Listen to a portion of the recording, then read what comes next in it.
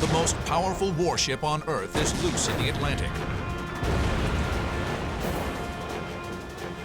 The German battleship Bismarck wields the firepower to crush any ship in the Allied fleet. The British must call on courageous airmen, flying outdated Swordfish biplanes to help hunt down Hitler's superweapon and pound her into oblivion. May 26, 1941. For 30 hours, ships and planes of the British home fleet have scoured the North Atlantic for some sign of battleship Bismarck. But Bismarck has simply disappeared. We're very despondent. Everybody, and I mean everybody, from the lowest boy to the highest officer on board was in a terrible state because we had lost the Bismarck. Aboard Bismarck, the crew hopes by morning to be within 200 miles of France, waters controlled by the German Luftwaffe. Desperate to re-establish contact, Fleet Admiral Tovey dispatches Catalina flying boats, or PBYs. They're American aircraft, lend-leased to Britain to support the war effort. Their incredible 2,500-mile range makes them ideal for long-distance searches. They comb the seas for hours. Then, at 10:30 a.m., 36 hours after losing her, a PBY crew spots a dull black shape moving across the water. Bismarck has been found. Bismarck has been spotted here, 700 miles from the coast of France. Admiral Tovey's battle group is here, 130 miles directly north. Tovey must slow Bismarck down to get in range to strike. In perfect position for this mission is a task group steaming in from the south, known as Force H, which includes the aircraft carrier Ark Royal. May 26, 1941, 7 p.m., 8 hours after finding Bismarck, 15 Swordfish torpedo bombers from Ark Royal speed toward the German battleship. Lieutenant John Jock Moffat pilots one of the ferry Swordfish. We were told to go in there and do our best and get as many torpedoes into her as we could possibly do. Moffat and his crew break through the clouds and descend on their target. My first impression of the Bismarck, when I saw it on my starboard side about 2 miles away, it was really awesome. Moffat's flight of 3 Swordfish close in at 115 miles per hour. 6,000 feet, all of a sudden, all hell was let loose. Bismarck's anti-aircraft gunners desperately filled the sky with flak. I had no doubts about what was going to happen, and I was scared stiff. I thought the only way I could survive was to get as low as possible. And the nearer I got to the ship, I was hoping that wouldn't be able to get their guns down low enough. Moffat closes to within 2,000 yards and prepares to launch. There was a voice suddenly says to me, "Not yet, Jock." And this was my observer. And I thought, what's happening? And he kept saying it, "Not yet, not yet." And then out of the corner of my eye, I happened to turn slightly to the right, and there was a friend of mine hanging outside this aircraft with his bottom in the air, but I don't know how he did it, in fact. But he was leaning right outside the aircraft with his head right underneath the fuselage. And he was shouting, "Not yet, not yet." And then it dawned on me why. In these high seas, Moffat's observer knows that if the torpedo hits the top of a wave, the impact could veer it off course. With only one torpedo, he has to make the shot count. He hangs upside down, judging the wave height, waiting for the right moment. If you could release the torpedo that went into a trough of a wave, then you had a chance. And that's when he said to me, "Let her go." And when I said, "Let her go," he said, "Jock, we've got a runner." Bismarck makes a hard turn to port to avoid the torpedo. It's a fatal miscalculation. 51 seconds after Moffett launches, the deadly missile strikes Bismarck's port side on her stern. The violent explosion tears a huge hole in the hull. Air power has demonstrated its supremacy over the mightiest warship.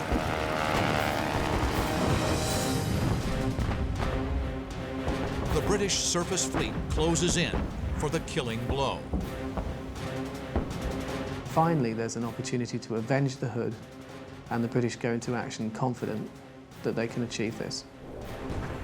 On King George V, Fleet Admiral John Tovey plots his tactics. His plan? Force the cornered German ship to divide its fire against multiple targets. Then turn his ship's broadside, unleashing massive firepower. Battleships Rodney and King George V speed to within 12 miles of Bismarck. At 8:47 a.m., Rodney's 16-inch guns fire. Then King George V. Shells rain down around Bismarck.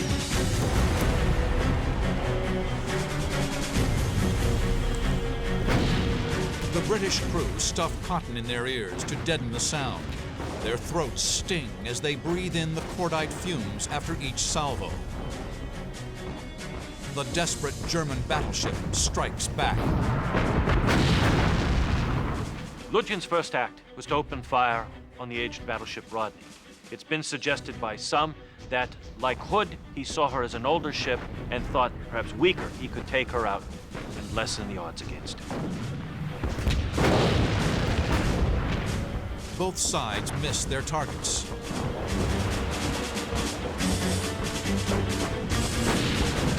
With each salvo, the gunners adjust their rangefinders. With her rudders jammed, Bismarck can't maneuver. She's an easy target. Rodney scores the first hit on Bismarck at 9:02 a.m. The British have the range and let loose with everything they have. We were firing broadside. We were firing 10 shells at a time. 10 14-inch shells were going all over. And that's a hell of a lot of shells for one ship to take.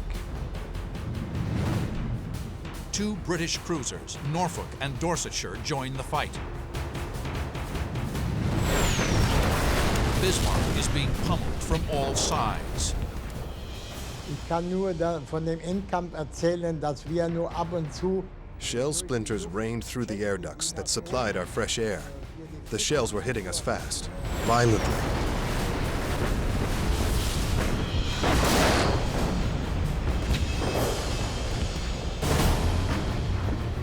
Then, King George V's 14-inch guns make a critical hit. in dem Moment ging eine Granate. A shell hit the gunnery control and also the main battery. The men screamed because of all the sulfur steam. It scalded them terribly. Bismarck is now a slaughterhouse. The huge dreadnought fires a final salvo, but at 9:31 a.m., her mighty guns fall silent. Flames fill the cockpit. The aircraft plummets in a wild spin. But time and again, the pilot of a P-47 Thunderbolt pulls out and keeps on fighting. June 26, 1943. 48 P-47 Thunderbolts of the 56th Fighter Group breached the airspace of occupied France over Le Treport. Their mission? Protect B-17 bombers on their return trip to England.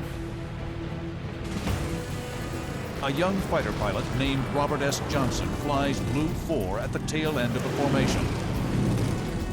Like many of the 56th, he's new to combat. Robert S. Johnson was among the earliest pilots assigned to the 56th Group. He entered combat flying his first missions in the spring of 1943. 15 miles inland, Johnson spots something at 5 o'clock high. The tiny specks are directly behind him. It's a formation of 16 Focke-Wulf 190s, Germany's most heavily armed single-engine fighter. Adrenaline surges.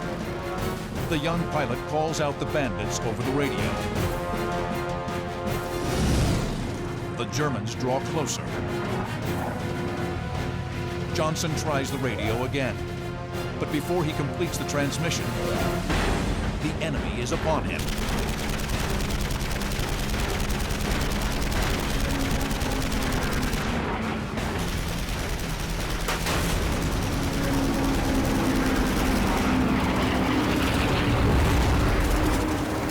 They just about shot him to pieces. His canopy was perforated. He had an explosive shell explode nearby. It left steel shards in his leg. Metal is ripped. Plexiglass shatters. A machine gun bullet grazes the tip of his nose. Johnson's P-47 plummets from 20,000 feet, spinning out of control. The aircraft shudders and screams. Flames lick exposed skin and swirl inside the cockpit. Most of his instruments were destroyed or damaged. And at that point, Johnson said that he was pretty much resigned to dying. Johnson kicks left rudder to level the wings and pulls back on the stick. Incredibly, the aircraft pulls out of its death spiral, but it may not stay airborne for long.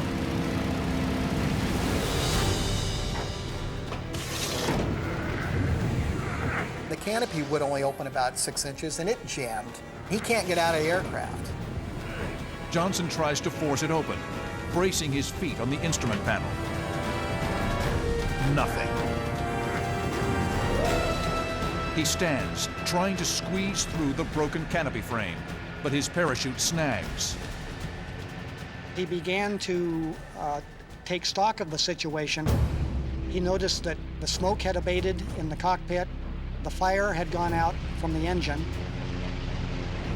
Through blood-reddened eyes, Johnson scans the skies for any sign of friendly aircraft. He's completely alone.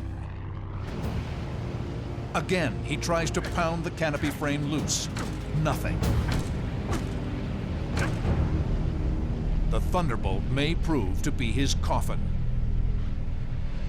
He's in a glide at that point, slowly losing altitude, but still up there pretty good. And he can't get out of the aircraft. Then, at his 4 o'clock, a single aircraft comes into view. It's a yellow-nosed Focke-Wulf 190. His heart sinks. He was intercepted by the German ace, Egon Meyer, who by then had 3.5 years of combat, and with 66 kills to his credit as of that date, Meyer was a potent, deadly adversary.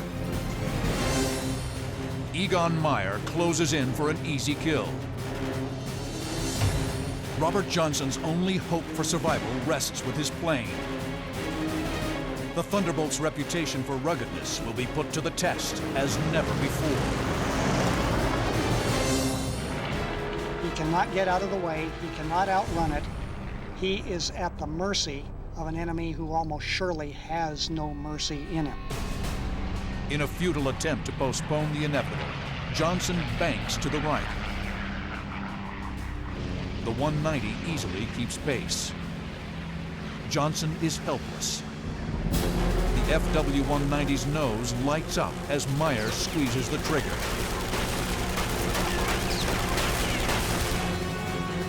A hail of 7.9mm machine gun bullets pummel the jug. The din is overpowering.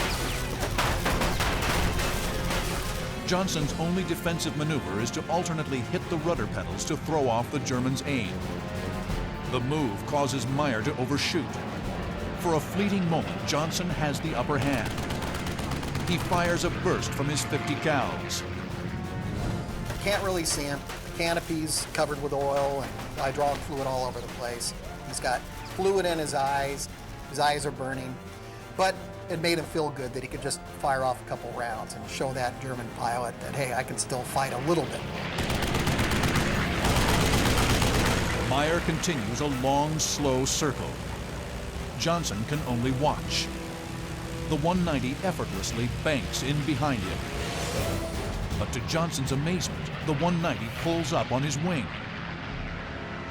Johnson figured that at that point, well, maybe this German is out of ammunition and he's just looking me over. Egon Meyer eyes the battered jug, shakes his head in disbelief, then acknowledges the American pilot with a wave. Bob gave a sigh of relief. He said, okay, the German's letting me go. But Meyer doesn't break off. Johnson realized, oh my God, he's not finished with me yet. The P-47 is punished by another rain of lead. The Thunderbolt shudders under the impact of another burst. Incredulous, Meyer pulls up on Johnson's wing for a second time. The German is determined to finish him off.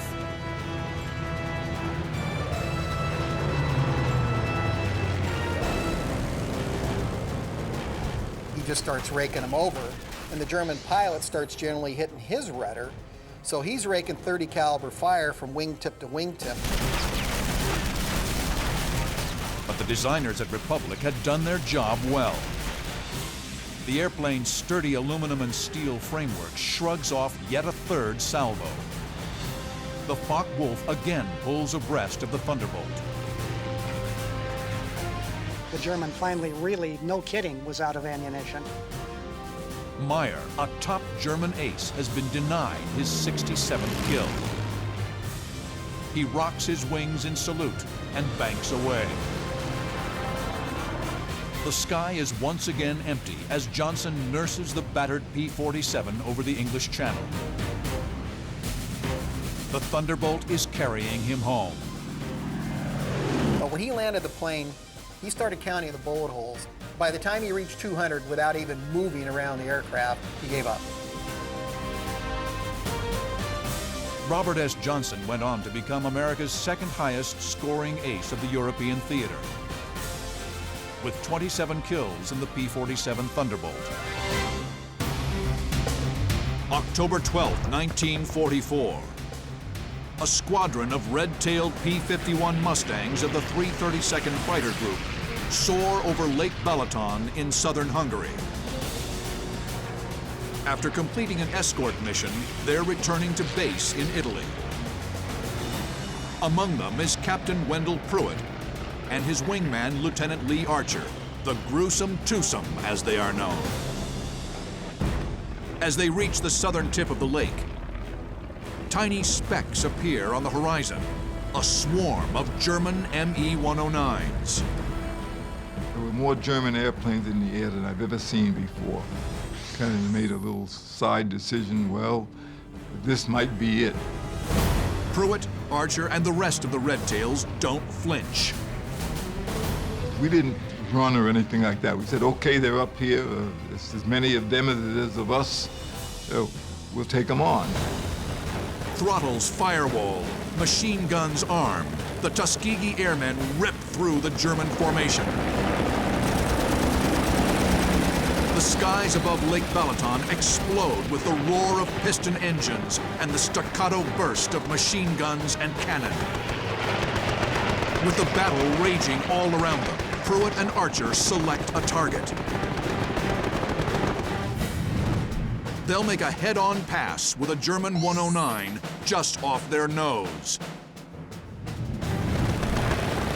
The gruesome twosome streak past the enemy. Archer drops in trail of Pruitt as they roll left in pursuit. He'd pull ahead and I'd pull right behind him and try to stay on him. He was a heck of a pilot, and just staying there sometimes was a full-time job. Pruitt's tight turn takes the German by surprise. The P-51's 450 cals open up. The pilot leaps from the smoking plane. But just as they pull away from their first victory, another 109 roars in from 3 o'clock high. He pulled in to take a side shot at Pruitt, and Pruitt slowed down. I guess he chopped throttle or something. I know I did. Pruitt's quick reaction saves him from certain death. Reducing his speed causes the 109 to overshoot to the side. With careful maneuvering, he can flush the 109 out in front of him. Archer lets his lead do the work. Pruitt manages to force the 109 out.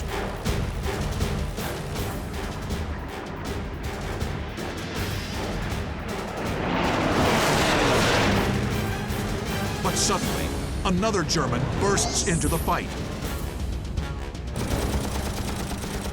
And the other one came in to get on Pruitt's tail, not realizing that my only job at that time was to protect Pruitt's tail. So it's the ME-109, there's Pruitt shooting at him, there's the ME-109 shooting at Pruitt, and there's me shooting at him. Archer expertly leads his mark and fires. The 109 tumbles, smoke belching from the wounded plane.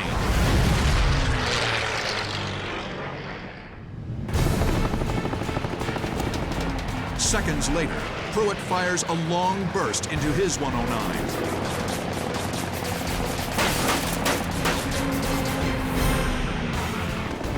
Another victory for the gruesome twosome.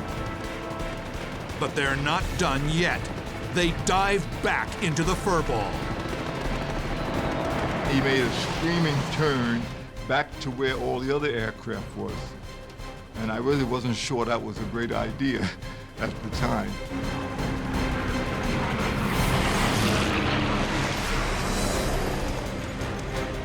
Pruitt instantly spots a target amidst the chaos. Another 109 is positioned just off his nose.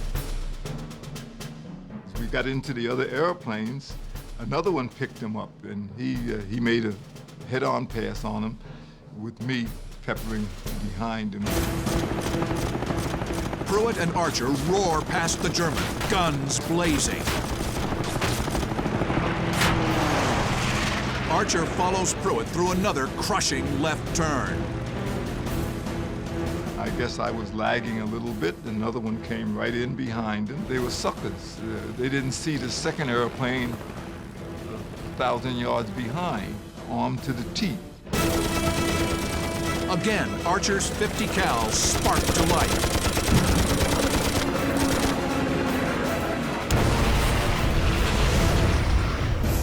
Archer speeds past the wreckage.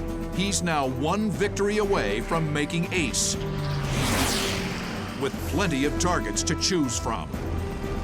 At that time, there were so many airplanes in the air that I say somehow I lost Wendell O. Pruitt, but it's not true. I saw an aircraft that I could take on who was coming my way.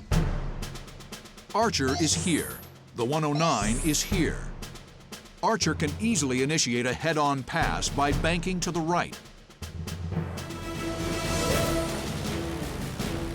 In an instant, the adversaries merge. They break into each other and begin circling. Whoever pulls tighter will win the contest.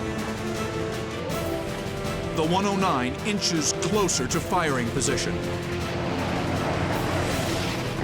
The German's heavy cannon is poised to unleash lethal retribution on Lee Archer. The American has seconds to react. Suddenly, he spots a second 109. I look out to the right, and I see this guy all by himself, a pigeon, and he was flying straight and level. Archer brakes instinctively. Since then, a lot of people say, well, when you turned on this second aircraft, what about the guy behind you? I forgot all about him. I think that's how I got my left wing hit. And it must have been a cannon shot because it had a hole in the wing, huge, under the bottom. Archer latches onto his target.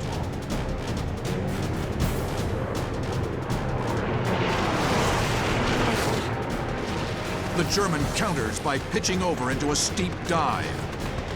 He's headed for the safety of an air base. But the maneuver fails. The determined Mustang pilot will not be denied his 5th victory.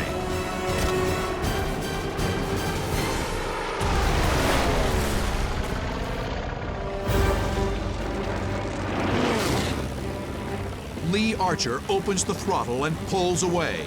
He's bested the German, but he's broken formation with his flight lead, Wendell Pruitt, strictly forbidden for a wingman. I guess the only thing was my mind, how do I explain to Pruitt how this happened? Now alone and low on ammo, he heads back to base. Archer's 3 victories on October 12th bring his war total to 5.